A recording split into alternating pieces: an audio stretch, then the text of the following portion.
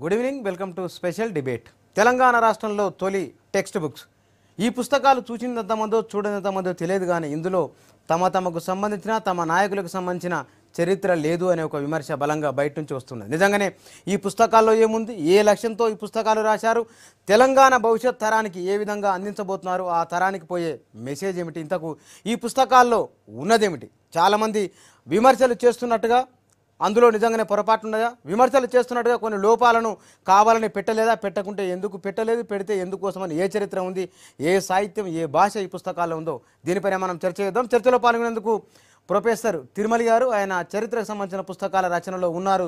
తెలంగాణ రాష్ట్రానికి సంబంధించిన తొలి పుస్తకాల్లో సంగిశెట్టి శ్రీనివాస్ గారు, ఆయన తెలంగాణ హిస్టరీ సొసైటీ అధ్యక్షులు. ఆయన వినాయక్ గారు SCERT కోఆర్డినేటర్, మన రాష్ట్రానికి సంబంధించిన పుస్తకాలకు సంబంధించిన కోఆర్డినేటరు.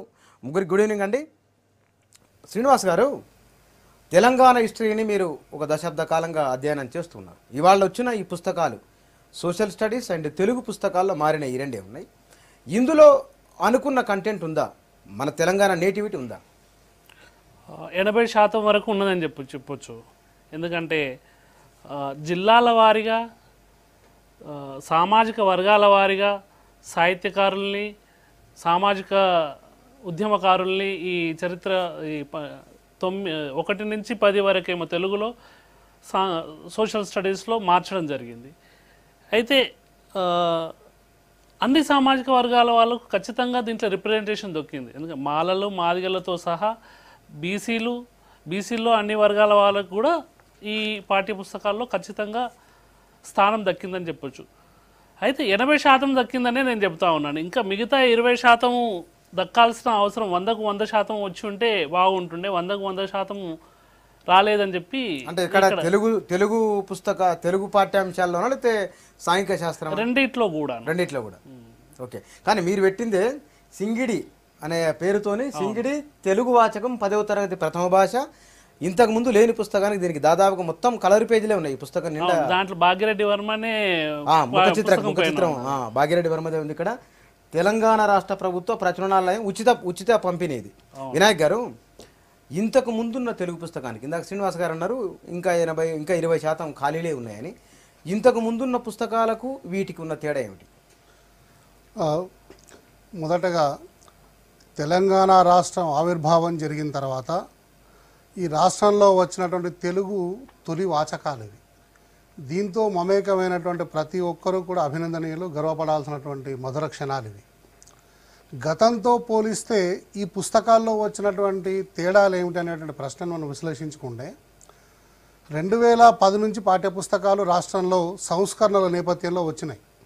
2010 కంటే ముందున్నటువంటి పాఠ్యపుస్తకాలను చూస్తే తెలంగాణకు సంబంధించినటువంటి నామమాత్రంగా 1-2 పాఠాలు ఉండి, పూర్తిగా మరి రాష్ట్రేతరమైనటువంటి, అంటే ఆంధ్ర ప్రాంతానికి కవులు, కళాకారులు, సాహిత్యం అంతా కూడా ప్రతిబింబించేది.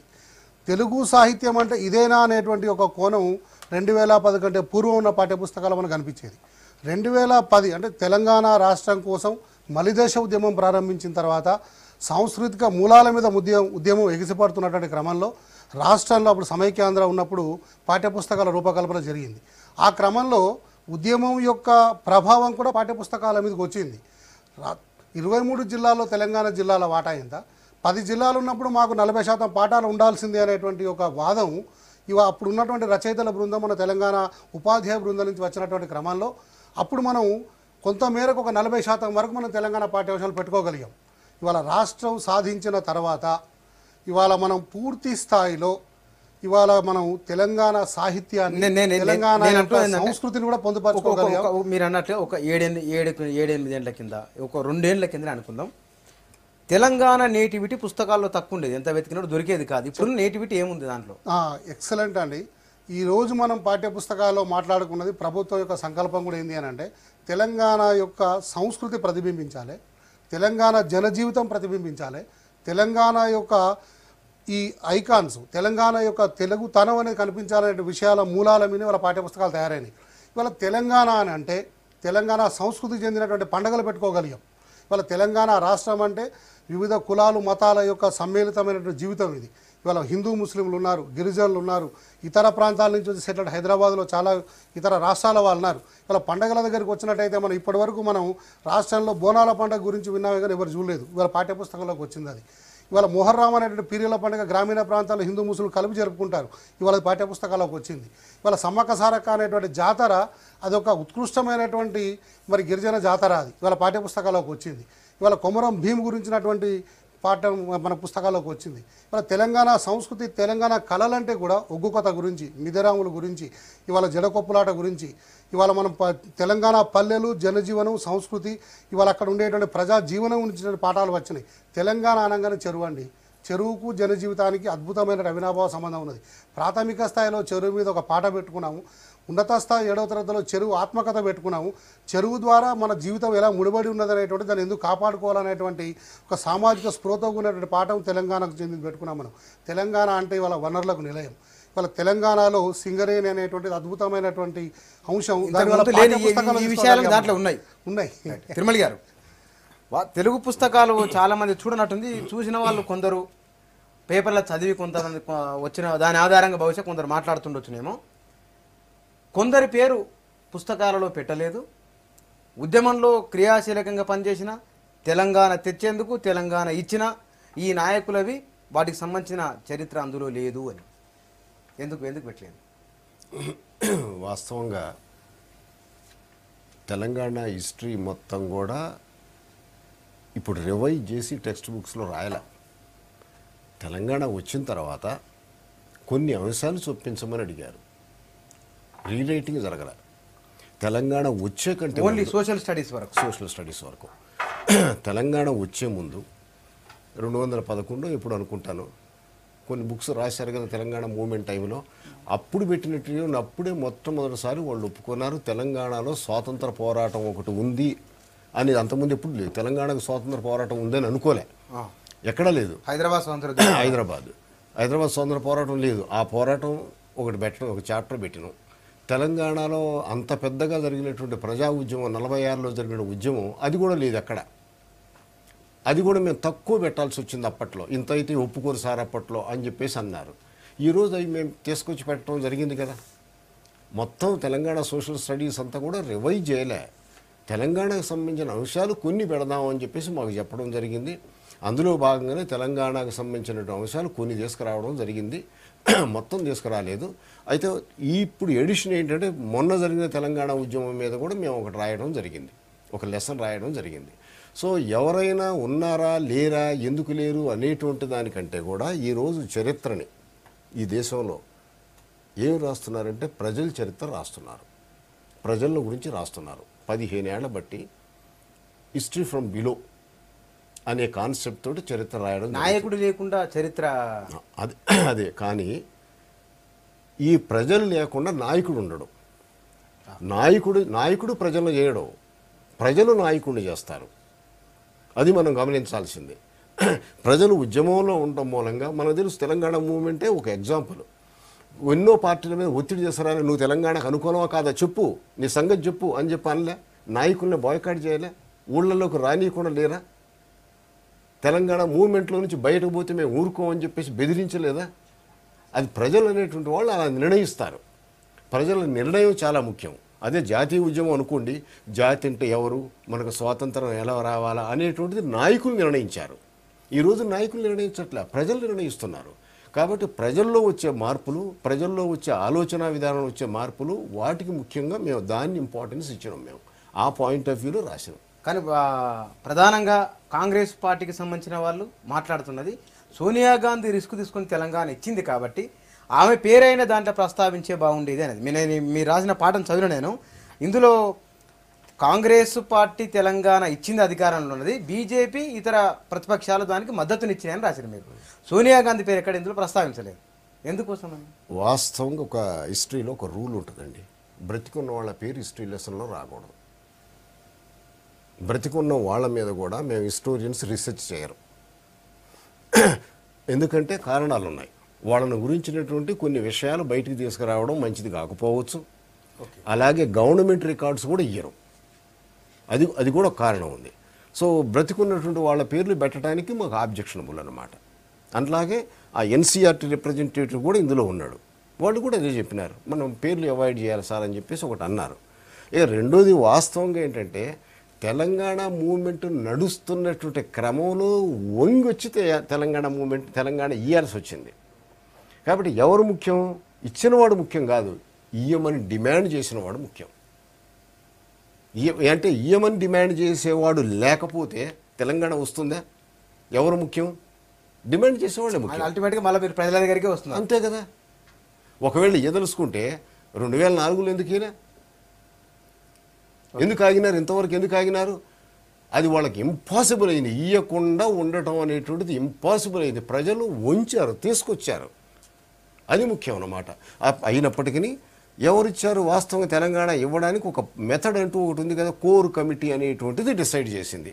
కోర్ కమిటీ ప్రస్తావన వచ్చింది కదా, ఇక్కడ కోర్ కమిటీ ప్రస్తావన వచ్చింది కదా, కోర్ కమిటీ. అంతేగాని నాయకులు మళ్ళీ బిల్లు డ్రాఫ్ట్ చేసిండు జయరావు రమేష్, ఆయన పేరు కూడా పెట్టాలన్నా? అట్లా పెట్టం మేము పేర్లు. ఓకే సార్, చరిత్రలో పేరు రావడం అనేటువంటిది చిన్న విషయం కాదు. మిగతా చోట ఎక్కడైనా రాయొచ్చు, ఏ పొలిటికల్ సైంటిస్ట్ అని రాస్తాడు. చరిత్రలో అంత తేలిగ్గా పేరు పెట్టం. నిజంగా డిసిసివ్ అయితే ఖచ్చితంగా ఆ మనిషి పేరు ఆ ఉద్యమానికి లింక్ అయ్యింది, అతను దాన్ని టర్న్ చేశాడు అనుకుంటే తప్ప పేరు రాదు. ఓకే సార్, ఇంకా మళ్ళీ మీ దగ్గరికి వస్తాం సార్.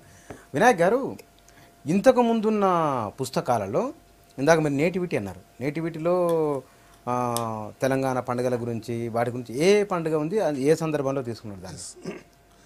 మనం తెలంగాణ పండుగలు అనేటువంటి విషయానికి వస్తాయి. తెలంగాణ జీవితంతో ముడిపడి ఉండేటువంటి వివిధ వర్గాలు, మతాలు, కులాలు ఉన్నాయి. ప్రధానంగా తెలంగాణకు మనం 3వ తరగతి లోపల అసలు పండగలు ఏమేమి జరుపుకుంటాం అనేటువంటిది హోలిస్టిక్ ఒక లెసన్ పెట్టుకున్నాం, తెలంగాణ పండగలని. అదే పాఠంలో పెట్టేటువంటి క్రమంలో ఇవాళ తెలంగాణలో గిరిజనులు ఒక ముఖ్యమైనటువంటి వర్గంగా ఉన్నారు, ఇవాళ తెలంగాణ సమాజంలో అంతర్భాగంగా ఉన్నారు.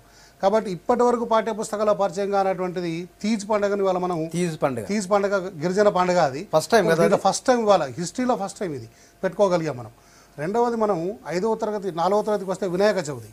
ఇవాళ వినాయక చవితిని ఒక హిందూ మతం పండుగని కాకుండా ఒక జనాన్ని సమీకరించి ఒక సాంఘికీకరణలో భాగంగా ఇవాళ వినాయక చవితి, అట్లాగే పర్యావరణం, వినాయక చవితి సందర్భంగా జరిగేటువంటి పర్యావరణాన్ని ఇవాళ మనం ఎట్లా కాలుష్యం కాకుండా కాపాడుకోవాలనే కోణంలో కూడా దాన్ని ప్రొజెక్ట్ చేయడం జరిగింది. 3వ విషయానికి వస్తున్నట్టయితే తెలంగాణలో ఇవాళ ఐకాన్గా ఉన్నది మనకు బతుకమ్మ పండుగ గురించినటువంటి బతుకమ్మ అనేటువంటిది ఒక సాంస్కృతిక మూలాల్లోంచి జన సమీకరణకు, రాష్ట్ర ఉద్యమంలో కూడా ఒక కీలక పాత్ర పోషించి జనం యొక్క జీవనాన్ని ప్రతిబింబించేటువంటి పండుగ బతుకమ్మ పెట్టుకున్నాం మనం. బతుకమ్మ పండుగను కూడా పెట్టుకున్నాం మనం. అట్లాగే మనకు మొహర్రం పండుగ, ఇవాళ మనం హిందూ ముస్లింలు ప్రతి గ్రామీణ ప్రాంతాల్లో జరుపుకునేటువంటి మత సామరస్యానికి చిహ్నమైన పండుగ మొహర్రం. ఇప్పటి వరకు ఇంకొక గొప్ప విషయం ఏంటి అని అంటే, పండుగల విషయానికి వస్తే మనకు హైదరాబాద్ లోపల విభిన్న రాష్ట్రాలకు చెందిన గుజరాతీలు, మార్వాడీలు, రాజస్థానీలు అందరూ ఉన్నారు. నార్త్లో చాలా గొప్పగా జరుపుకునేటువంటి పండుగ హోలీ పండుగ. అంతే సమ ప్రాధాన్యతతో మన దగ్గర కూడా జరుపుకుంటాం. ఇవాళ ఈ సమైక్యతను చాటేటువంటి క్రమంలో హోలీ పండుగ ప్రాధాన్యత చాలా గొప్పది. ఇవాళ హోలీ పండుగ గురించి మొదటిసారి మనం పాఠ్యపుస్తకాలకు తీసుకొని రాగలిగాం. అట్లాగే మనకు ఈ సమ్మక్క సారక్క జాతరలు, అది కూడా ఒక మనం మార్గశిర పుణ్యం వచ్చేటువంటి సందర్భంగా పెట్టే పండగ. అది జనజాతర మన జాతర అని చెప్పి ఆ పండుగ కూడా జనజాతర. అంటే ఇవాళ మనం పండగలు అనేటువంటి ఇంకోటి రంజాన్, అట్లాగే మనం క్రిస్మస్, ఇవాళ ఈ పండగలు అన్నింటినీ కూడా మనం పాఠ్యపుస్తకాల్లో పెట్టుకొని తెలంగాణ సమాజం అంటే ఇది అని చూపించుకునేటువంటి క్రమంలో ఇవాళ పాఠ్యపుస్తకాలు మన సంస్కృతిని పండగలో అంతర్భాగంగా పెట్టుకున్నాం మనం. ఇంకొక గొప్ప విషయం ఏంటంటే తెలంగాణ తనానికి ఇవాళ ఇంతకుముందు ఆంధ్ర కల్పవృక్షం అని చెప్పి మనం చదువుకునేది కాలంలో, మేము చదువుకునేటప్పుడు 4వ తరగతిలో ఒక పాఠం ఉండేది, దాంట్లో మనకు తాటి చెట్టు గురించి పెట్టారు. కానీ ఇవాళ తెలంగాణకు చింత చెట్టుకు అవినాభావ సంబంధం ఉన్నదండి. మన చెరువు వాళ్ళని ప్రతి పల్లెలో చింత చెట్టు ఉంటుంది. హైదరాబాద్ నడిబొడ్డు ఉండే బస్ స్టాండ్ పేరు కూడా ఇమ్లీబన్. అది తర్వాత మూసీ వరదలు వచ్చినప్పుడు కూడా 150 మంది ప్రాణాలు కాపాడినటువంటిది కూడా ఒక చింత చెట్టే. ఇవాళ చింత చెట్టు మీద మనం పాఠం పెట్టుకున్నామండి తెలంగాణలో. ఆ పల్లెలో ఆ పిల్లలు ఆ చింత చెట్టు కింద ఎండాకాలం ఆడుకోవడం, ఆ చింతకాయలు తినడము, చింతకాయతో రిలేట్ అయినటువంటి ఒక ఆహార పదార్థాలు, చింతకాయ పర్యావరణ మేలు, ఆరోగ్య రక్షణ అనేటువంటి చింత చెట్టు పిల్లలకు ఆత్మకథ చెప్తుంది. అది ఓకే సార్. నిజం ఈ పుస్తకాలలో పలుకుబడులు, బడి పలుకులు, వాడుక భాషా ప్రయోగం ఎట్లా ఉంది, భాషను ఎట్లా చూసినారో దీని శ్రీనివాస్ గారు, ఈ పుస్తకాలలో పలుకుబడులు ఎట్లా ఉన్నాయి? మిగతా వాటితో పోలిస్తే గతంతో పోలిస్తే వాళ్ళ మెరుగు అనుకున్నాం కదా, ఆ మెరుగుదల ఉందా మన పలుకుబడి? ఈ పాఠ్య పుస్తకాలలో 20% అసంతృప్తి అని చెప్పినానుగా, ఆ 20%లో 18-19% ఈ భాషకు సంబంధించింది. తెలంగాణ ఉద్యమంలో భాష పోషించినటువంటి పాత్ర అది ఎవరు విస్మరించడానికి వీల్లేనటువంటి. కేసీఆర్ కచేరికాడ కూర్చొని మాట్లాడుకుందాం రా అని చెప్పి అంటే ఆ భాష అనేది ఆ పదానికి అంత ఊపు లేదా నీకు ఏమైతే ఏందనేది ఆ గ్రామాల్లో ఉండే ప్రజలకు కనెక్టివిటీ అనేది అంత కమ్యూనికేషను బాగా ఉంటుండే. అట్లాంటి భాష తెలంగాణ భాష ఇప్పటికీ ఆమోదనీయత లేదు. తెలంగాణ భాషకు విద్యార్థులకు కానీ టీచర్లకు కానీ ఆ భాషకు పూర్తి స్థాయిలో తెలంగాణ భాషకు ఆమోదనీయత రాలేదు అని చెప్పి ఈ పాఠ్యపుస్తకాల్లో తెలంగాణ భాషను పరిహరించరు. మేము టెక్స్ట్ బుక్ కమిటీలో కూడా ఈ విషయాన్ని ప్రస్తావించడం, కానీ మెజారిటీ బై మైనారిటీ మూలంగా ఈ ఆమోదం అంటే ఎవరి ఆమోదం ఉండాలి? విద్యార్థుల నేర్చుకునే విద్యార్థులు కానీ బోధించే టీచర్లు కానీ అది చెప్పడానికి వాళ్ళకి ఇంకా కొంచెం సమయం కావాలి. వాళ్ళు కూడా ఈ భాష ఇన్ని సంవత్సరాల సంది ఆంధ్ర భాషను మాట్లాడుతూ తెలంగాణ భాషను దాని పట్ల అవగాహన రావడానికి లేదా వాటిని ఉచ్చారణలో పెడితే 10 జిల్లాల్లో 10 రకాలైన భాష మాట్లాడుతూ ఉంటారు. వివిధ సామాజిక వర్గాలు డిఫరెంట్ భాష మాట్లాడుతూ ఉంటారు. ఈ అందరికీ ఒక ఆమోదనీయమైన లేదా సర్వాంగీకారమైన తెలంగాణ భాష అనేది ఇప్పటికీ ఏర్పడలేదు. కాబట్టి అది ఏర్పడే వరకు దీన్ని వాయిదా వేయాలని చెప్పారు. కానీ మనం కొట్లాడి సాధించుకున్నది భాష కూడా ప్రధానంగా కాబట్టి అది కూడా ఇందులో ఉంటే ఇన్ని సంవత్సరాల సంది మనం భాష పట్ల వివక్షత జరుగుతూ ఉంది, భావం పట్ల వివక్షత జరుగుతూ ఉంది, అన్ని రంగాల్లో వివక్షత జరుగుతున్నా అని చెప్పినప్పుడు భాష అనేది ప్రధానంగా తెలంగాణ వాళ్ళకు ఆంధ్ర వాళ్ళకు డివైడ్ చేయడానికి మీది మాది అని చెప్పి చెప్పుకోవడానికి ఒక ప్రధానమైన సాధనంగా ఉంది.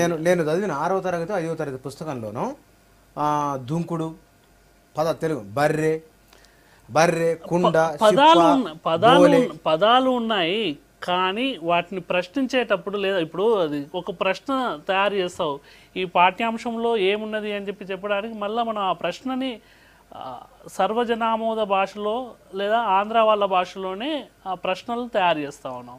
ఆ ప్రశ్నలు తయారు చేసేసరికి వాడు జవాబు రాసేటప్పుడు వానికి ఇమీడియట్గా ఏం పోతుంది అంటే మళ్ళీ ఆంధ్ర భాషలనే రాయాలి అనే ఒక ఆలోచన కలిగే విధంగా ఉంటుంది తప్ప నా ఇంట్లో మాట్లాడుకునే నా చుట్టుపక్కల వీధుల్లో మాట్లాడుకునే భాష కాకుండా పత్రికా భాష లేదా ప్రామాణిక భాష పేరిట మళ్ళీ ఆంధ్ర భాషనే అదే ఊరేగే ప్రమాదం ఉన్నది. కాబట్టి అది భవిష్యత్తులో మారుతుందని చెప్పి అనుకుంటున్నాం. ఇది మంచి చర్చ. మీకు ధన్యవాదాలు చెప్పాలి. సంకిశెట్టి శ్రీనివాస్ కూడా కమిటీ సభ్యుడు మొదలు. రెండవది ఏంటి అంటే ఒక 20% వరకు కొంత భాష ఇంకా తెలంగాణది రావాలి అని అన్నాడు. మీరు అడిగిన దాంట్లో 2 కోణాలు ఉన్నాయి. ఒకటి పలుకుబడులు అని అన్నారు. పలుకుబడులు అంటే తెలంగాణ జనజీవనంతో ముడివేసినటువంటి చక్కటి పదజాలం. రామసక్కనోడు అంటాం, పక్కా తెలంగాణ జాతీయం అది. ఇట్లాంటివన్నీ కూడా సోయి లేదా నీకు అని అంటాం, పక్కా తెలంగాణది. ఇట్లాంటి పదజాలాలు మనం ఏం చేసామంటే ఇప్పుడు ప్రాచీన సాహిత్యం కానీ ఆధునిక సాహిత్యం కానీ ఏ సాహిత్యం తీసుకున్నా కానీ కవులు రాసినటువంటి పాఠాల్లో మనం ఏం చేంజ్ చేయం. దీనికి సంబంధించినటువంటి ఒక పదాల యొక్క పట్టికలు ఇచ్చే క్రమంలో పుస్తకం చివర డిక్షనరీలు పెట్టాం మనం. ఈ డిక్షనరీలో అర్థాలు ఇచ్చేటప్పుడు మనం తెలంగాణ పదజాలాన్ని చేర్చి అర్థాలు చేసుకున్నాం మనం. రెండవది ఏంటి అని అంటే మీరు పుస్తకాల్లో చూడండి, ఎక్కడైతే అక్కడక్కడ కూడా మన తెలంగాణ జాతీయాలు, మన పదజాలము, మన పదబంధాలు అని కూడా పాఠ్యపుస్తకాల్లో చేర్చుకున్నాం మనం. ప్రత్యేకమైన పేజీలు పెట్టుకున్నాం దానికి. 6వ తరగతిలో మీరు చూడండి, కవర్ పేజీ బ్యాక్ సైడ్ ఉంటుంది అది. అట్లాగే మనకి ఇంకొక విషయం ఏంటి అని అంటే ఇవాళ మనకు భాషాపరమైనటువంటి విషయాలకు వచ్చినప్పుడు పిల్లలు ఆంధ్ర భాషలో జవాబులు రాస్తారు అనేటువంటిది ఒక అభిప్రాయం చెప్పారు. కానీ ఇవాళ ఉన్నటువంటి రాష్ట్రంలో తెలంగాణ రాష్ట్ర ప్రభుత్వం చేసిన ఒక గొప్ప మార్పు ఏంటంటే పిల్లలు సొంత భాషలో రాయడాన్ని స్వాగతిస్తూ ఇవాళ ప్రభుత్వం పరీక్షలో సంస్కరణలు చేపట్టింది. ప్రశ్న ఏది ఉన్నా పిల్లల యొక్క భాషను ఆమోదించేటువంటి ఒక వ్యవస్థ ఇవాళ మన విద్యాశాఖలో వచ్చింది తెలంగాణ రాష్ట్రం లోపల. కాబట్టి ఇవాళ తెలుగు భాష కానీ తెలుగు వాచకాల కానీ ముఖ్యమైనటువంటి కీలక సూత్రం ఏంటంటే ఆలోచించడం నేర్పండి, దాన్ని వాడి భాషలో వ్యక్తీకరింపజేయండి అని అన్నాం మనం. శ్రీనివాస్ గారు ఒక్క నిమిషం. అదే ఇప్పుడు ఈ పెడగాజీ పిల్ల ఒక నిమిషం. ఈ పెడగాజీ పరంగా ఎందుకంటే ఒక మంచి క్వశ్చన్ కనుక జనాలు కూడా చేరాలని నేను చెప్పేది. ఇవాళ పిల్లలకు ఒక ప్రశ్న ఇచ్చాం, చింత చెట్టు వల్ల ఏం లాభాలు ఉన్నాయి అని ప్రశ్న అడిగాం. ఏం లాభాలు ఉన్నాయో మహబూబ్ నగర్ వాడు వాణి మాండలిక భాషలో రాస్తాడు, కరీంనగర్ వాడు వాణి మాండలిక భాషలో రాస్తాడు. ఎవరు పిల్లల యొక్క స్వీయ వ్యక్తీకరణలో స్వీయ అభిప్రాయాలను చెప్పడంలో వాడి భాషను గౌరవించండి, వాడి భాషకు మీకు స్థానం ఉన్నది అనేటువంటి ఒక మూలాలు ఇవాళ వచ్చింది. ఇంతకుముందు ఉండేటువంటి విధానానికి తేడా ఇదే. ఇంతకుముందు పాఠాలు ఆంధ్ర పాఠాలు ఉండేవి, గైలు ఆంధ్ర వాళ్ళు రాసినవి వచ్చేవి, పరీక్షల విధానాలు బట్టి పట్టే ప్రశ్నలు వచ్చేవి, గైలలో బట్టి పట్టిన ప్రశ్నలు జవాబులు రాసేవి. మీరు అన్నది చిన్న చిన్న చిన్న దానికి చిన్న చిన్న విరుద్ధంగా ఒకటి. ఇవాళ వచ్చినాయి. ఆంధ్ర జిల్లాల్లో కూడా ఉత్తరాంధ్రలో మాట్లాడే భాషకు కృష్ణా గుంటూరు జిల్లాల భాషకు తేడా ఉంటుంది. వాళ్ళు అర్థం చేసుకోగలిగినప్పుడు ఉత్తర తెలంగాణ జిల్లాకు దక్షిణ తెలంగాణ జిల్లాకు కొంచెం తేడా ఉంటుంది కనుక డిస్టర్బ్ ఇందాక పెట్టిన కొన్ని జాతీయాలు పదాలని ఆ ప్రయోగం ఇప్పుడు ఎందుకు చేయలేదు? ఇప్పుడు చాలా జరిగింది అని చెప్తున్నాను. శ్రీనివాస్ అనేటువంటి 20% వివరణ ఏంది అని అంటే, ఇవాళ పాఠ్య పుస్తకాలలో తెలంగాణ పదజాలం, తెలంగాణ జాతీయాలు, తెలంగాణ ముద్ర ఉండేటువంటి క్రమంలో పెట్టుకుంటూ కూడా తెలంగాణలో ఉండే కొన్ని క్రియాపదాల దగ్గర చర్చ వచ్చింది. క్రియాపదాలు వచ్చిండు, వచ్చాడు, ఈ క్రియాపదాల దగ్గర చర్చ వచ్చినప్పుడు పాత్రోచితమైనటువంటి పాఠాలలో తెలంగాణ మాండలికంతోనే పాఠాలను ఇవాళ కొత్త పాట పాకాల యశోదారెడ్డి రాసింది అచ్చమైన తెలంగాణ భాషలో ఉన్నది. కాపాడుకుందాం అనేటువంటి సంభాషణ పాట అచ్చమైన తెలంగాణ భాషలో ఉన్నది. ఒక వేముల అనేటువంటి విలేజ్ నుంచి లలిత అనేటువంటి అమ్మాయి తాను చూసిన దర్శనీయ స్థలాల గురించి లెటర్ రాస్తుంది. పక్కా తెలంగాణ భాషలో వాళ్ళ ప్రాంతాల్లో ఆ పిల్లలు ఎట్లా మాట్లాడుకుంటారో అట్లాగే ఉన్నాయి. అంటే భాషను ప్రయోగించే క్రమంలో ఒకే శైలి కాకుండా భాషకు విభిన్న రకాల శైలులు ఉంటాయి. ఆ శైలిని ప్రమోట్ చేసే క్రమంలో పాత్రోచితమైనటువంటి అంశాలను పాత్రోచితమైనటువంటి పాఠాల ద్వారా పరిచయం చేసుకుంటూనే మన భాష మనకు గొప్పది, మీరు ఆత్మన్యూనతకు లోను కావద్దు, మీరు గర్వపడాలనేటువంటి కోణంలో సామల సదాశివ యొక్క పాఠాన్ని ప్రత్యేకంగా 10వ తరగతిలో ఎవరి భాష వాళ్ళకు వినసొంపు అని పాఠం కూడా పెట్టుకున్నాం మనం. ఆడవాళ్ళది అసలు భాష అనే పేరు ఎస్, అందులో అది కూడా రాశాడు. మహబూబ్ నగర్ జిల్లాలో ఉండేది కూడా అసలైన భాష అని కూడా రాశాడు. అది కూడా గమనించు. అంటే నేను అనేది ఏంటంటే ఇది ఒక సంస్కరణ దిశ. ఇది తెలంగాణను రాష్ట్రాన్ని సాధించుకున్న తర్వాత మన సంస్కృతి, మన కళలు, మన సాహిత్యాన్ని వెలుగులోకి తెస్తున్న క్రమంలో తెలంగాణ కంటే ఒక ప్రత్యేక భాషను కూడా మనం దీన్ని యూనివర్సలైజ్ చేసుకొని దీన్ని అధికారికంగా ప్రవేశపెట్టేటువంటి తరుణంలో దీనికి చాలా కృషి చేయాల్సిన అవసరం ఉన్నది. ఇవాళ పాఠ్యపుస్తకంలో క్రియాపదం మార్చినంత మాత్రాన తెలంగాణలో అందరు ప్రజల నోళ్ళలోకి రాదు.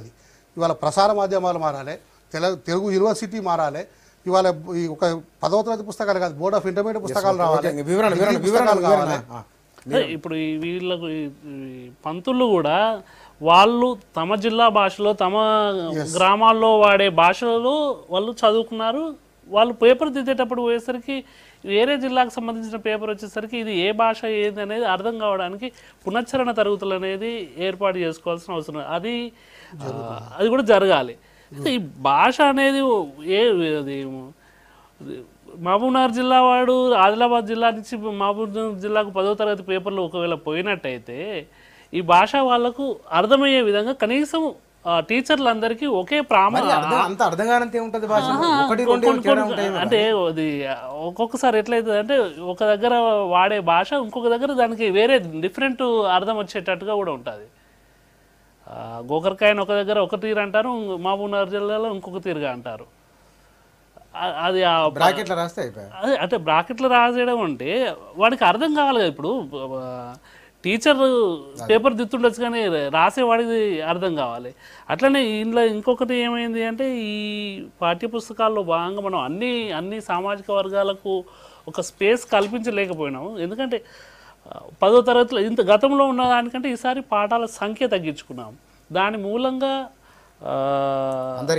అందరికీ అన్ని సామాజిక వర్గాలకు అవకాశం కూడా రాలేదు. దాంట్లో ఇప్పుడు మహాలకాబాయి చాందా అని ఉన్నది. ఆమె ఉస్మానియా యూనివర్సిటీకి మొత్తం తన జాగీర్ గ్రామాన్ని ఉస్మానియా యూనివర్సిటీకి దారాదత్తం చేస్తుంది. ఇప్పుడున్న ల్యాండ్ అంతా ఆమె సమాధి మౌలాలీలో ఇప్పటికీ ఉన్నది. దాన్ని అంతర్జాతీయ స్థాయిలో మెయింటైన్ చేస్తారు. ఆ మహాలకాబాయి చాందాకు సంబంధించి ఆమె ఉర్దూలో మొదటి కవయిత్రి. హైదరాబాద్ కాదు, మొత్తం భారతదేశంలోనే ఉర్దూ దాంట్లో మొదటి కవయిత్రి. ఆమెను కూడా పెట్టుకోవడానికి ఆలోచించినప్పుడు ఆ పాఠ్యపుస్తకాల్లో ఆ వివిధ మేము 10 జిల్లాలకు సంబంధించి అన్ని సామాజిక వర్గాలకు సంబంధించి దాంట్లో అకామిడేట్ చేయడానికి ప్రయత్నించింది. కానీ ఇట్లాంటి వాళ్ళు తారామతి బారాదరి లాంటి ఈ నాట్యగతులు ఉన్నారు కుతుబ్ షాహీ టైంలో, అట్లాంటి వాళ్ళు. అలానే శ్రీ నాగేష్ అని చెప్పి అది కూడా చర్చకు వచ్చింది కానీ అది పెట్టుకోలేకపోయినాం. ఓకే, దీని వివరణ సార్ తిరుమల గారు, మీరు ఇందాక అన్నట్లుగా సోనియా గాంధీ గురించి రాయకూడదు అని అన్నారు మీరు. 1969 తెలంగాణ ఉద్యమాన్ని ప్రస్తావిస్తూ మర్రిచెన్నారెడ్డి పేరు అందులో రాయలే మీరు. అప్పుడు కూడా ప్రజలే అని అన్నారు. తెలంగాణ ప్రజాసమితి పేరు తప్ప నాయకత్వం పేరు లేదు. ఇంకొకటి ఏంటంటే సోనియా గాంధీ పేరు అక్కడ రాయలేనప్పుడు మన సీఎం పేరు వచ్చింది కదా అందులో. సోనియా గాంధీ పేరు ఎందుకు రాలేదు? వాళ్ళు నా బయట జరుగుతున్న చర్చ ఇది. అంటే వాస్తవంగా చరిత్ర రాసేటప్పుడు మేము ఇప్పుడు ఈ లిటరేచర్లో ఎంత ఫ్రీడమ్ ఉంటుందో వారికి, వారు అది పెట్టవచ్చు ఇది పెట్టవచ్చు అని చెప్పేసి అనుకుంటారు. మాకు ఫ్రీడమ్ ఉండదు, చరిత్రకారుడికి అంత ఫ్రీడమ్ ఉండదు. ఎందుకు ఉండదంటే ఒక ప్రిన్సిపల్ ఆఫ్ కాజేషన్ అని ఉంటుంది, ఆబ్జెక్టివిటీ అని ఉంటుంది. ఆ సంఘటన జరగటానికి గల కారణం ఏంటి? ఒక హిస్టారికల్ సంఘటన జరిగింది, ఆ సంఘటన ఎందుకు జరిగింది అనేదాన్ని మేము ప్రోబ్ చేస్తాం. ప్రోబ్ చేసి మేము వివరించాల్సిన అవసరం ఉంటుంది. 69లో అది ఒక పెద్ద సంఘటనగా, చరిత్ర మలుపు తిప్పేటువంటి సంఘటనగా ముదరలేది. ప్రొటెస్ట్ జరిగింది, విద్యార్థులు మేధావులు ప్రొటెస్ట్ చేశారు. ప్రొటెస్ట్ చేశారు కాబట్టి ఎవరో ఒక నాయకుడు, ఇప్పుడు పాలిటీషియన్ ఏం చేస్తాడంటే ఎక్కడన్నా గ్యాప్ ఉంటే దాన్ని ఫిలప్ చేస్తాడు. యూహో ఇక్కడ ఏదో వస్తుంది, ఇందులో నేను నాయకుడు అవుదామని పోతుంటాడు. ఎక్కడైనా పాలిటీషియన్ అలా ఉంటాడు, పాలిటీషియన్ తత్వం అలా ఉంటుంది. సో అప్పుడు వచ్చినటువంటి ఒక నాయకుడు వచ్చి దాన్ని డెవలప్ చేసి ముందుకు పోకుండా కొంతవరకే ఆగాడు, కొంతవరకు అయిపోయిన తర్వాత దాన్ని డిజాల్వ్ చేసుకున్నాడు. కాబట్టి సిగ్నిఫికెంట్ టర్న్ తీసుకోలే. చెప్పడానికి ఒక పలానా నాయకుడు వచ్చాడు అని చెప్పి చెప్పదలుచుకుంటే చెప్పొచ్చు కూడా, అందులో పెద్ద విధేయం లేదు. కాబట్టి మేము రాసేది ఏంటి, ఈ లెసన్లో ప్రధానంగా ఇప్పుడు జరుగుతున్న మూమెంట్ మీద ఎక్కువ రాసి దాని గురించి కొంచెం రిఫర్ చేసినాం అంతే. దాని గురించి రాయలేదు కదా, ప్రత్యేకమైన లెసన్ రాయలేదు కదా. సో అక్కడ నాయకుడు అనేటువంటిది ఈ ఉద్యమాన్ని దృష్టిలో పెట్టుకున్నప్పుడు అక్కడ నాయకులు ముఖ్యం కాదు. అంత పెద్ద డీటెయిల్గా మేము దాన్ని రాయాలి. ఆయన ఎందుకు పోయాడు, మధ్యలో ఎందుకు వదిలిపెట్టాడు, ఎందుకు మళ్ళీ కాంగ్రెస్లో జాయిన్ అయ్యాడు అని రాసేంత అది ఖచ్చితంగా రాయాలి. రాసేంత టైం ఇక్కడ లేదు, రాసేంత స్పేస్ ఇక్కడ లేదు. కాబట్టి దాన్ని మేము అక్కడ వదలాల్సి వచ్చింది. మరిచినారు ఇక్కడికి వచ్చిన తర్వాత, ఈ ఉద్యమం వచ్చిన తర్వాత ఇప్పుడు మీరు అంటున్నారు కదా కేసీఆర్ గారి పేరు ఎందుకు వచ్చింది అని చెప్పేసి అంటున్నారు. ఎవరైనా అన్నాడు, మేము దాన్ని చర్చించుకున్నాం. నవంబరు 2009 డిసెంబరు ఈ 2 నెలలు చాలా డెసిసివ్ టర్న్ తెలంగాణ మూమెంట్లో. ఈ టైంలో చూస్తే మనం మోర్ నెంబర్ ఆఫ్ అరెస్ట్స్ అయినాయి, మోర్ ప్లేసెస్లో 144 సెక్షన్ వచ్చింది, ఎక్కువ మంది కేసులు వేయడం జరిగింది. నా దగ్గర లెక్కలు కూడా ఉన్నాయి. ఎక్కువ బస్సులు పగలగొట్టడం జరిగింది. మరి ఆ పీరియడ్లో ఇంత ఇంటెన్సిఫై ఎందుకు కావాల్సి వచ్చింది? 32,000 మంది దాదాపు అరెస్ట్ అయినారు, 22,000 మంది అరెస్ట్ అయినారు. ఆ రోజు మేము కొన్ని రికార్డ్స్ చూసినాం, కొంతమందిని ఏదో విధంగా పట్టుకొని ఇంటెలిజెన్స్ రికార్డ్స్ కూడా పట్టుకున్నాం. ఇవన్నీ చూసినాం, మేము లెక్కలన్నీ చూసినాం. కాబట్టి మాకేమవుతుందంటే ఆ కాజేషన్ ప్రిన్సిపల్ ప్రకారంగా ఇంత పెద్దగా ఈ మూమెంట్ ఎందుకు పోయింది అని మేము ప్రూవ్ చేయాల్సి వస్తుంది. అక్కడ పోయినప్పుడు 3 సంఘటనలు మాకు ఒకటి అర్థమైనాయి. ఒకటి ఏంటంటే 16 నవంబర్న స్టూడెంట్ జాక్ ఒకటి పెట్టినారు, తెలంగాణ స్టూడెంట్ జాక్ అని పెట్టారు. 29 నాడు ఈయన హంగర్ స్ట్రైక్ బిగిన్ చేస్తున్నాడు. అంటే నేను అనుకుంటాను వాళ్ళు ఏం జరిగింది, ఆయనే స్టూడెంట్ జాక్ని పెట్టించాడా? ఒకవేళ హంగర్ స్ట్రైక్లో ఉన్నప్పుడు కేంద్ర ప్రభుత్వం ఒకవేళ పట్టించుకోకపోతే వీళ్ళతోటి ఉద్యమం చేయించుకోవాలని ఆయనైనా చేయవచ్చు. లేదు, హంగర్ స్ట్రైక్ చేస్తున్నాడు కాబట్టి మనం అందరం సిద్ధంగా ఉండి వెంటనే తెలంగాణని ఈ టైంలో సాధించుకోవాలని చెప్పేసి విద్యార్థులు అనుకోవచ్చు. అట్లా అది ఒక డిసిసివ్ టర్న్ తీసుకుంది. తర్వాత ఏం చేశారు స్టూడెంట్స్, 10వ తారీఖు నాడు, డిసెంబర్ 10వ తారీఖు నాడు అసెంబ్లీని ముట్టడి చేస్తామని చెప్పినారు. ఈ 3 చాలా ఇంపార్టెంట్ సంఘటనలు అన్నమాట. ఈ సంఘటనలో తెలంగాణ చాలా అంటే డిసెంబర్ 9 ప్రకటన రావాల్సిన పరిస్థితి ఏర్పడింది. ఆ పరిస్థితిని మేము వివరించాల్సి వచ్చినప్పుడు హంగర్ స్ట్రైక్ అనేటువంటిది ముఖ్యమైంది కాబట్టి ఆ హంగర్ స్ట్రైక్ని మెన్షన్ చేయడం అవసరం అని చెప్పేసి మేము చర్చించుకున్నాం. పేర్లు పెడదామా లేదా అని చెప్పేసి అనుకుంటే ఆ హంగర్ స్ట్రైక్ మీద కూర్చోవడం మూలంగా ఎక్కువ బస్సులు పగిలినాయి. 144 సెక్షన్లు వచ్చినాయి, చాలామంది మీద కేసులు వచ్చినాయి, చాలామంది అరెస్ట్ అయినారు. So November December significant term తీసుకుంది కాబట్టి పెట్టాల్సిన అవసరం వచ్చింది, పెట్టినాం అంతే. ఓకే సార్, నిజంగానే ఇన్నాళ్ళుగా విస్మరణకు గురైన నిర్లక్ష్యానికి గురైన చరిత్రలో భాషా సాహిత్యాలలో కొన్ని పేర్లు నిర్లక్ష్యం చేయబడ్డాయి, విస్మరించబడిన ఒక ప్రశ్న కూడా ఉంది. తిరుమల గారు, చరిత్రకు సంబంధించింది 8వ తరగతి పుస్తకంలో సాంఘిక శాస్త్రంలో సాంఘికోద్యమాల పేరుతోని ఒక పాఠం ఉంది. హైదరాబాదులో ఉన్న ప్రముఖులను రాశారు మీరు, కానీ కొందరు చేస్తున్న విమర్శ దీని విషయంలో కాకా పేరు అందులో రాయలేదు. హైదరాబాదు స్వతంత్రోద్యమ చరిత్ర రాసిన వెల్దుర్తి మాణిక్యాలరావు ప్రస్తావన కూడా అందులో లేదు అని ఒక విమర్శ ఉంది. కాకాకు సంబంధించి మీ దృష్టి కూడా వచ్చిందట, పెట్టమని చెప్పారట కదా? లేదు, ఎవరు చెప్పలేదు. మా దగ్గరికి ప్రభుత్వం తరపు నుంచి నేను పేపర్లో చూసిన, ఎవరు అడిగారు కాకా పేరు పెట్టమని, నేను చెప్తాను అని చెప్పేసి ప్రభుత్వం చెప్పినట్టు ఎక్కడో పేపర్లో చూసాను నేను. మాకు ప్రభుత్వం తరపున మాత్రం ఏమీ రాలేదండి.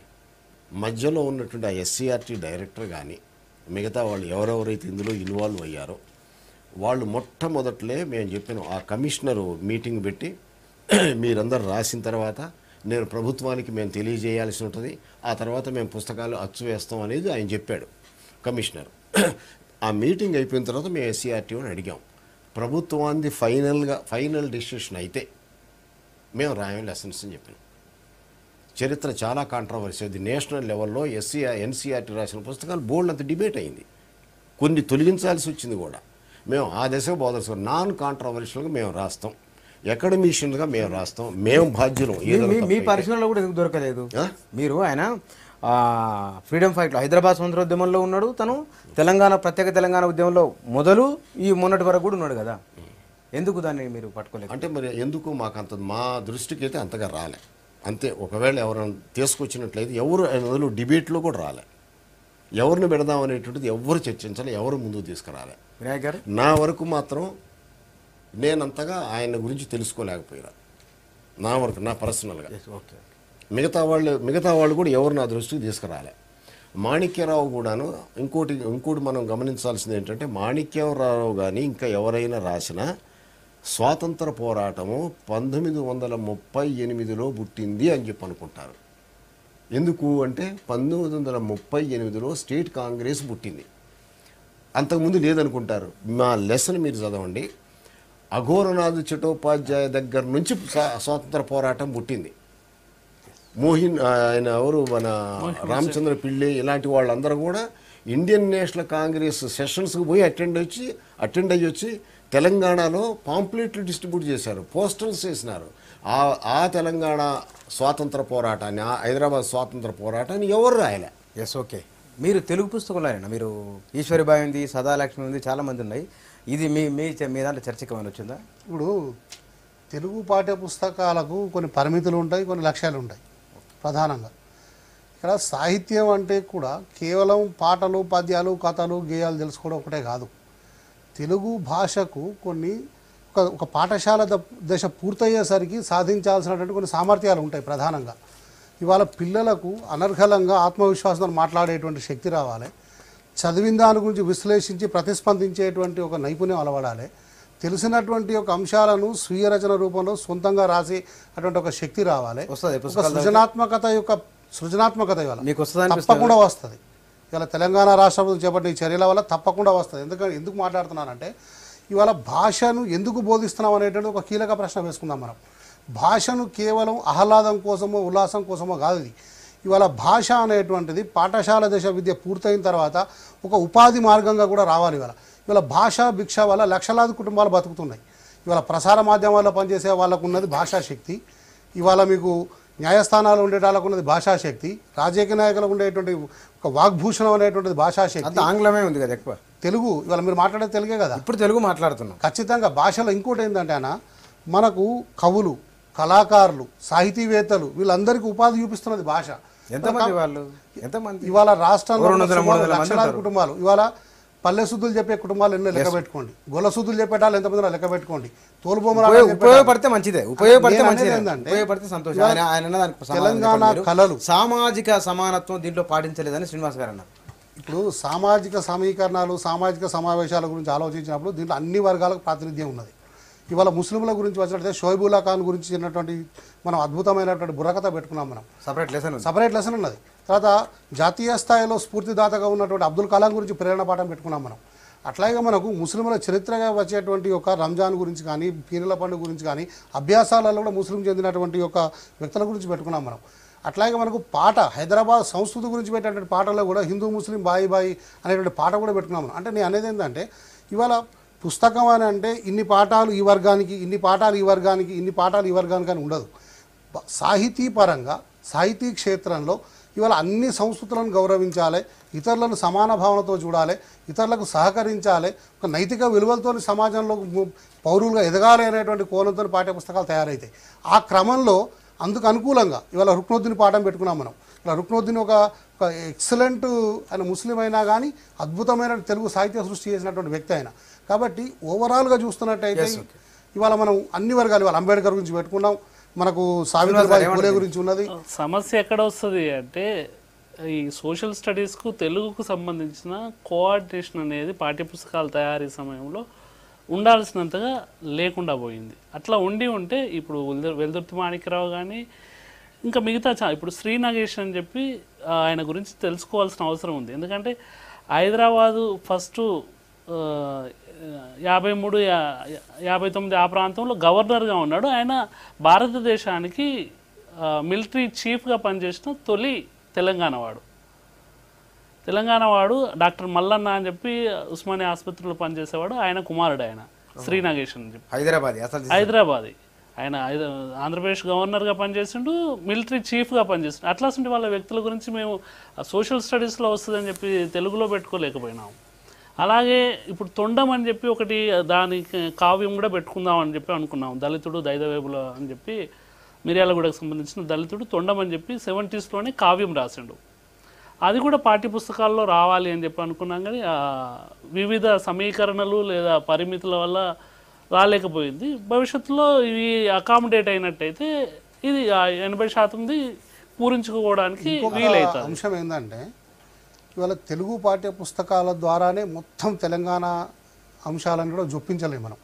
దీనికి అనుబంధంగా ఇవాళ teacher reference books, teacher hand books, అట్లాగే అదనపు ఇప్పుడు ఈ పుస్తకంలో ఉండే ఒక గొప్ప విషయం ఏంటంటే ఈ పాఠ్య పుస్తకం యొక్క కీ ప్రిన్సిపల్ ఏంటంటే this text books helps the children to go beyond the text books. దానికోసం ప్రాజెక్ట్ పనులు ఇచ్చాం మనం. అంటే పుస్తకం పరిధి దాటి నేర్చుకునేటువంటి ప్రాజెక్ట్ పనుల ద్వారా కూడా మంచి ప్రశ్న అడిగారండి. గడిచిన 10 సంవత్సరాల నుండి రాష్ట్రంలో ఒక విద్యా ఉద్యమం జరుగుతున్నది. విద్యా ఉద్యమంలో ప్రధానంగా ఏంటి అంటే ఆలోచించడము, వ్యక్తీకరించడము, పిల్లల సృజనాత్మకతను పెంపొందించడం అనేటువంటి మూలాల మీద వాళ్ళ పాఠ్యపుస్తకాలు మారుతున్నాయి. ఇవాళ ఈ మూలాలకు లోబడి వచ్చినటువంటి పుస్తకాల మీద ఉపాధ్యాయులకు నిరంతర శిక్షణలు కూడా ఇస్తున్నాం మనం. అట్లాగే మొన్న ఈ మూలాల మీద వచ్చిన పరీక్షల సంస్కరణలో కూడా అద్భుతమైన ఫలితాలు వచ్చినాయి రాష్ట్రంలో కూడా. కాబట్టి ఉపాధ్యాయులు చాలా ఇవాళ ఒక ఆదర్శనీయమైన స్థితులు చెప్పడానికి ముందుకు వస్తున్నారు. ఇంకొక ముఖ్యమైన అంశం ఏంటంటే లెట్ మీ టెల్, ఇవాళ ఉపాధ్యాయుల పనిభారం ఎంత ఉన్నది.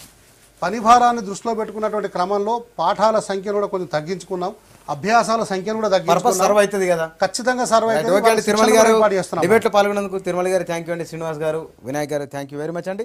గతంతో పోలిస్తే ఈ పుస్తకాలు ఖచ్చితంగా తేడానే ఉంది. ఈ పుస్తకాల్లో మొత్తం రంగులతో ఉన్న పుస్తకాలు ఇవన్నీ కూడా, ప్రతి పేజీ కలర్ ఉంది ఇందులో.